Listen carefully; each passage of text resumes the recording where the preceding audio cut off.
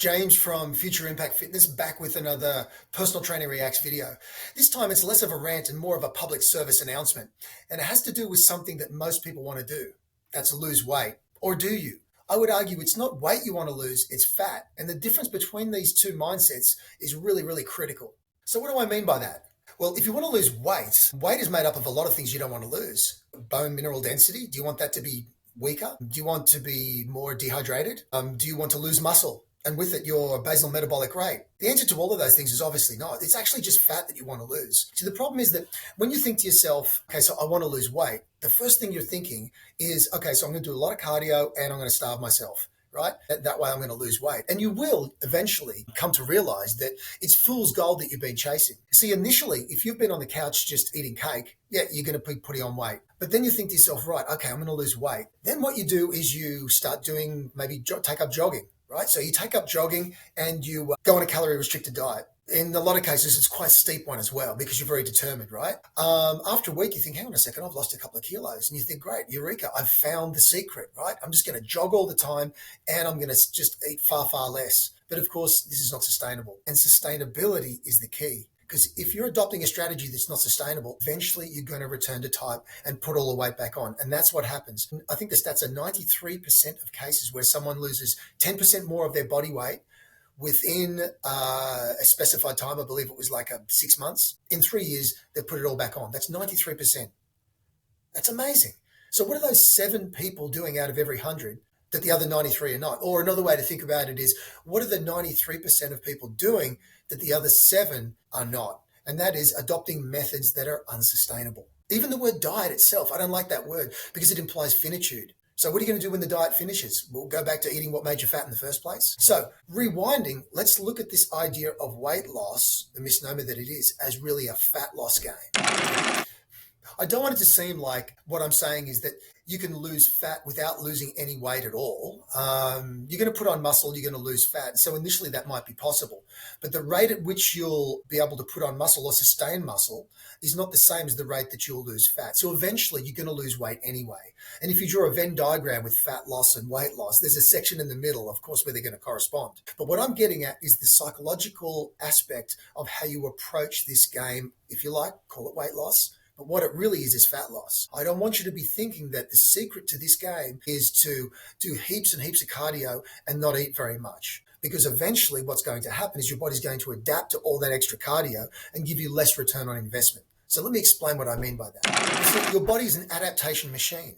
And for someone who starts running a lot, initially, of course, you're going to lose body fat and it's going to be pretty exciting for you. And you're going to think, yeah, I found the secret to the ongoing success. But after 10 days, 2 weeks, the body will start to slow down lipolysis. And that is its ability to burn body fat for fuel.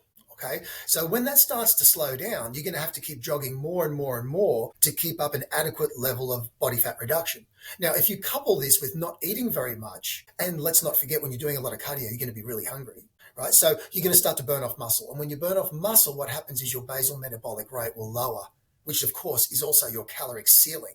Right? So your caloric ceiling's getting low, you're hungrier, and you've got to do even more cardio to keep up with this level of fat loss that you've sustained over the first, say, 10 days to 2 weeks. You can see what's going to happen here, right? So you're hungrier, you're chronically underfed, and you're doing way too much cardio for an ever-shortening rate of return, let's call it. What's going to happen then is eventually it's going to get too difficult and you're going to binge and you're going to be right back where you started. You're going to be one of the 93% of people who cannot sustain what they're doing. So what is the solution to this? How do we approach it? The solution, counterintuitively, you might think, is actually weight training. So the connection between weight training and fat loss is poorly understood by many. But stick with me and I'll explain. Muscle itself, as it rises, in proportion to that rise, you'll find that your BMR rises. And so your BMR, your basal metabolic rate, is a lot of things, but one of them is your caloric ceiling. So as your caloric ceiling goes up, it makes it so much easier to sustain a negative energy balance, which is essential for any type of weight or fat loss. So if your basal metabolic rate is really low, so goes your caloric ceiling. And if that's the case, you're going to have far more limited wiggle room to eat through the day than you otherwise would. The key aspect is metabolic rate. Okay, so your BMR, your basal metabolic rate, is a number of things, but one of them is an indication of your caloric ceiling. for any given 24-hour period, let's say. So let's say if it's 1500, that means that in order to lose weight or fat, you've got to remain under that. It's what's called a negative energy balance. Now, 1500 calories is not a lot of food, right? And so if you're doing a lot of cardio and you're burning off muscle, as muscle goes, so goes your BMR. All of a sudden you're down to 1350. There's no way that most people could ever eat under that and expect to have any type of enjoyable life. You'll always be counting calories. Everything will be a hassle. Do you want to have a beer? No, I can't. Do you want some birthday cake for your daughter? Your daughter's special day? No, I can't do that. Life becomes fairly intolerable. And what happens then is, of course, you just revert to binging and then you're back to where you started. So how do we avoid this? You want to get your BMR higher. How do we do that? Putting more muscle on your frame. How do you do that? Weight training. Now, it just so happens that weight training is really tricky to do well, right? It's actually potentially dangerous if you don't know what you're doing. And who amongst your average punters knows anything about the intricacies of each exercise, let alone learn periodization, let alone stringing workout blocks together and so forth, right? So in that case, you'll need a professional to help you. But putting all that aside, let's just keep a look at the big picture. The big picture here is that if you want to lose fat, it's really about weight training. From weight training to muscle, from muscle to BMR, from BMR increase to sustainability. And that's really the key. So it's not weight loss that you want. What it is, it's actually fat loss. And how do you do that? The road goes directly through weight training.